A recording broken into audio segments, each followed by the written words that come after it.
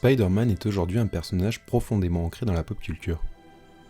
Il apparaît pour la première fois en 1962 dans le comic book Amazing Fantasy et connaît rapidement un franc succès, au point qu'en 1963, il obtienne sa propre série, The Amazing Spider-Man.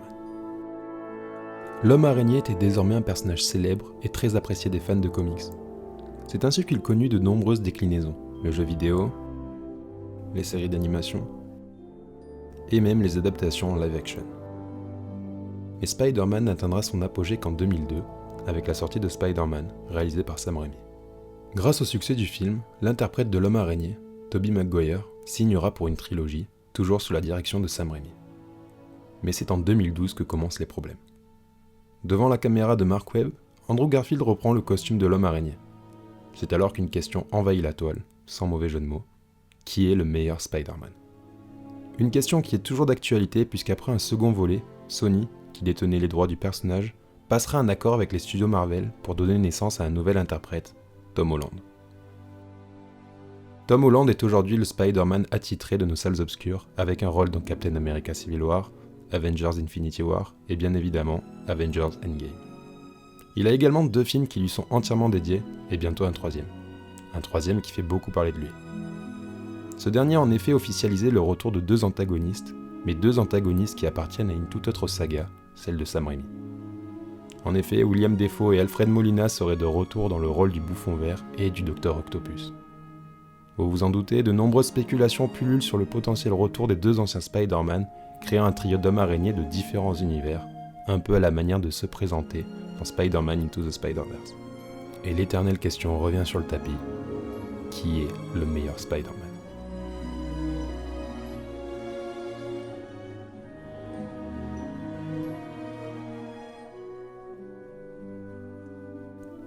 À proprement parler, il n'y a pas de meilleur Spider-Man. Tous sont différents et ont leur lot de qualités et de défauts.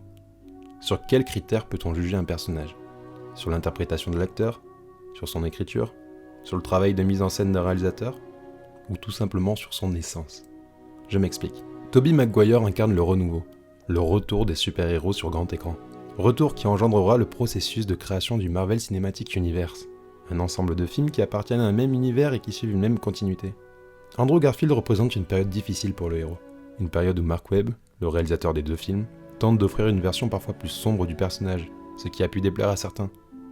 C'est également une période où les droits du personnage appartiennent à Sony, empêchant donc Marvel d'intégrer l'homme araignée à son MCU. Jusqu'en 2016, où un accord commun est trouvé. Le 3e volet de la trilogie The Amazing Spider-Man est annulé, pour laisser la place à Tom Holland, qui enfile le costume et rejoint le MCU dans Captain America Civil War. Une trilogie novatrice avec un début et une conclusion. Une trilogie avortée, souffrant de la comparaison avec la précédente et d'une querelle de studio.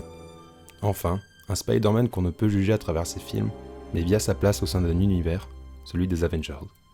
Le Marvel Cinematic Universe est selon moi très hétéroclite, avec du bon et du mauvais. Selon moi, le MCU est une franchise qui ne prend que très peu de risques, avec des films qui sont créés pour remplir un cahier des charges et surtout s'imbriquer les uns avec les autres. Cela ne nuit absolument pas à leur potentiel de divertissement et à leur capacité à retranscrire une vision d'un héros, bien au contraire.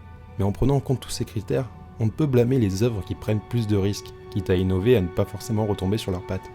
Un Spider-Man haut en couleur, un Spider-Man plus sombre, un Spider-Man plus adulte. Nous sommes humains et avons tous notre Spider-Man préféré. Moi le premier. Nous appelons ça la subjectivité. C'est cette subjectivité qui va influencer vos préférences, mais également le contexte dans lequel vous découvrez une œuvre. Aujourd'hui, un enfant a plus de chances d'avoir grandi avec le Spider-Man de Tom Holland que celui de Maguire. Un de ses critères de jugement principaux sera la nostalgie, le lien qu'il établit entre une œuvre et sur ce qu'elle a pu lui apporter à un moment précis. La comparaison n'est pas quelque chose de nouveau. L'homme aime comparer, il aime la compétition. Mais tâchons de nous rappeler qu'il n'y a pas de vérité absolue.